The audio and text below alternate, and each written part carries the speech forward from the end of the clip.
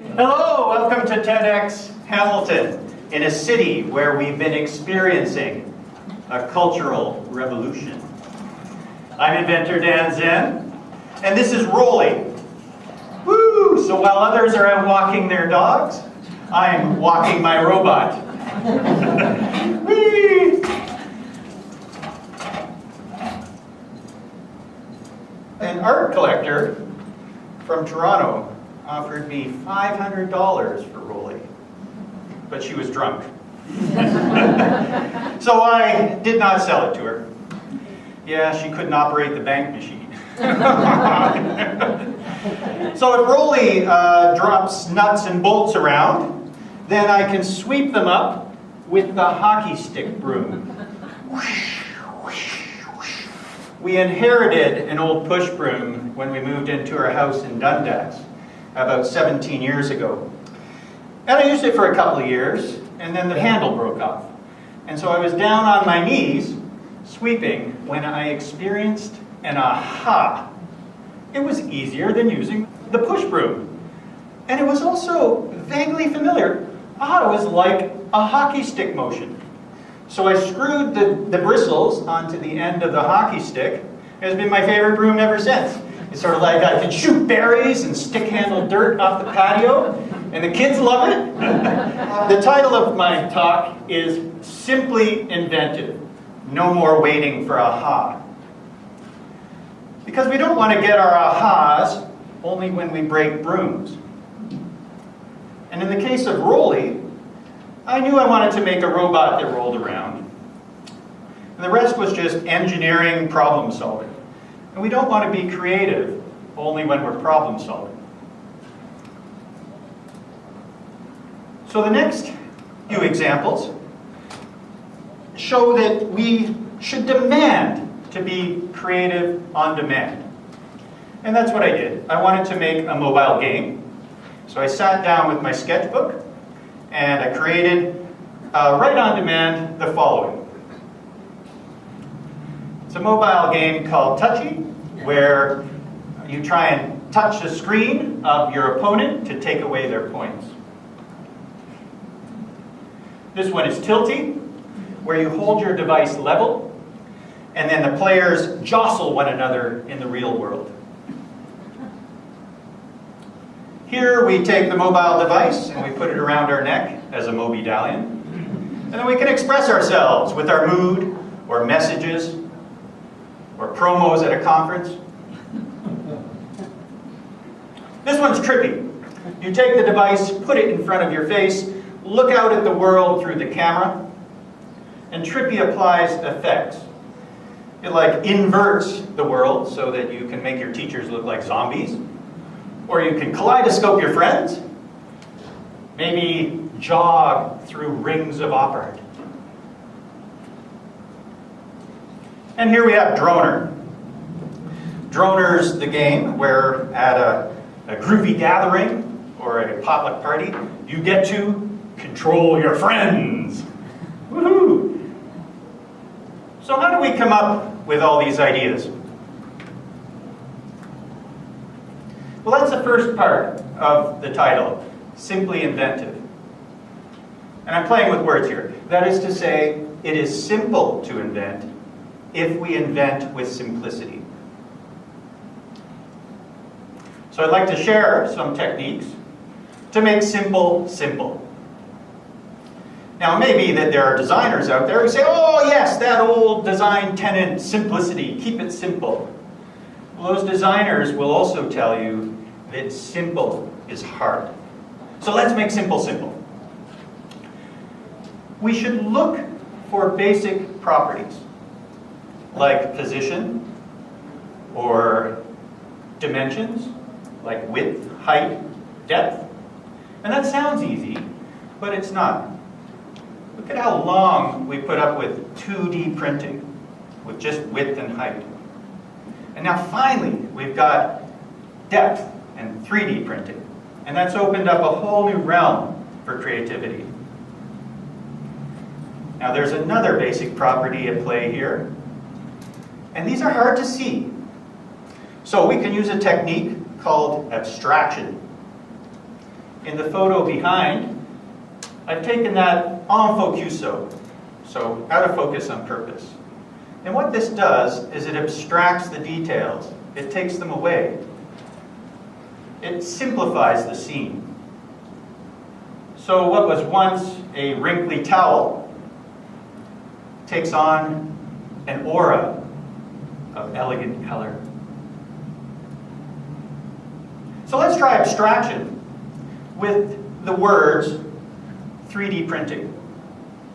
So we'll abstract printing, that means take it away, and we're left with 3D, 3 dimensions. We abstract dimensions, take that away, and we're left with 3. So now we see the basic property, the number of something. Oh, great. 2D printing, 3D printing, 4D printing. I get it. And 4D printing, printing that changes with time. Who knows what that is? But perhaps more importantly, is we just went 2, 3, 4. We've got another basic property at play here again. We counted up, 2, 3, 4. What about down? So that's direction. We need to consider direction. If we only counted up, we might have missed another opportunity at creation, and that is 1D printing. What is 1D printing? Well, it could be ticker tapes of time gone by, I'm not sure. But in today's society, who knows what that would be? We might be able to print colorful string or something like that. As a matter of fact, usually we reduce the number to simplify. And that's what we did with rolling. Most things roll on 4 wheels, like cars and roller skates.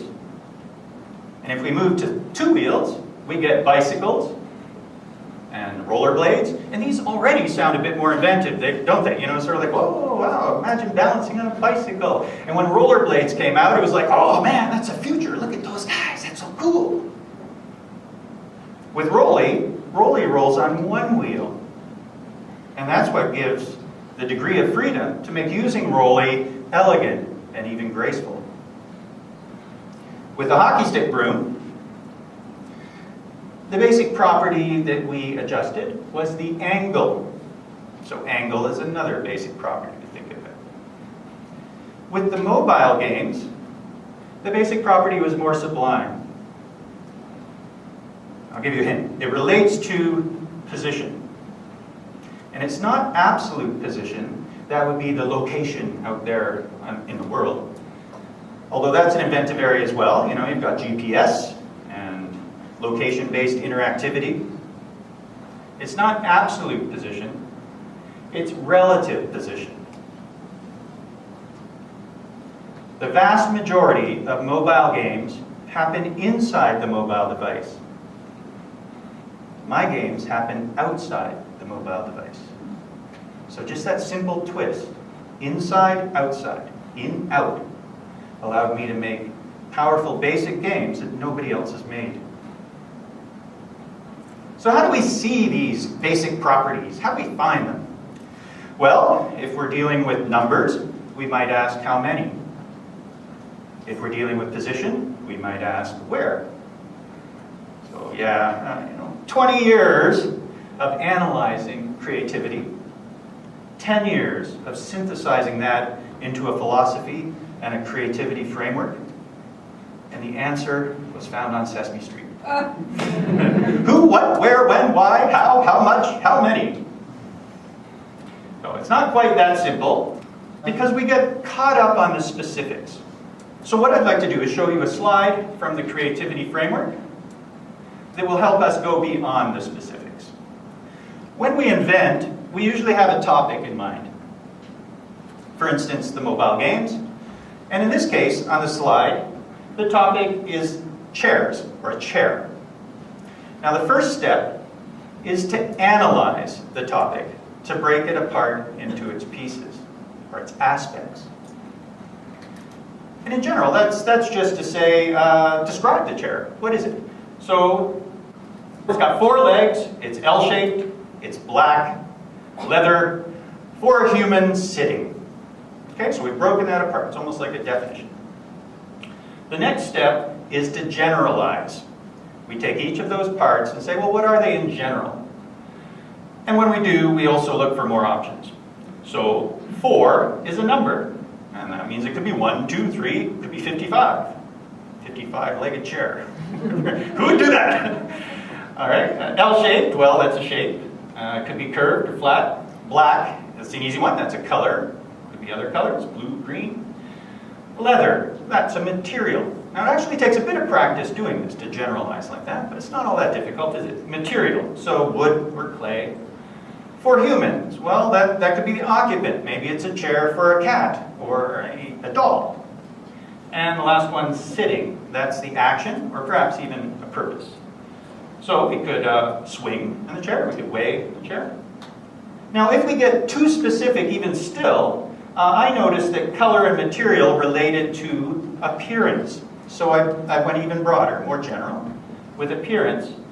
And that led me to find, oh, what if it's patterned? I forgot about patterned. It doesn't have to be a solid color, it could be patterned. Or this is a neat one that relates to when. Is it fixed or is it changing? Static or dynamic? Does it change in time? That's a very important one. For instance, a lazy boy, they made a fortune on a chair that changed shape.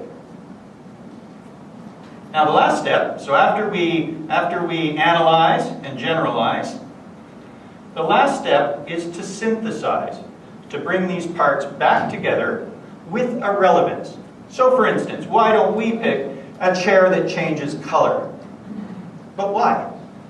Well, a chair that changes color because we're swinging? Whatever. A chair that changes color because of the weight? Aha! A chair that changes color based on the occupant's weight. Cool. I don't know if we want that, Imagine sitting on our couch, we're watching TV, we're eating pizza, and the couch is slowly going red behind us. So anyway, thank you, Creativity Framework, for finding us an aha using the technique of analyzing into parts, generalizing those parts and showing options, and synthesizing those parts with relevance.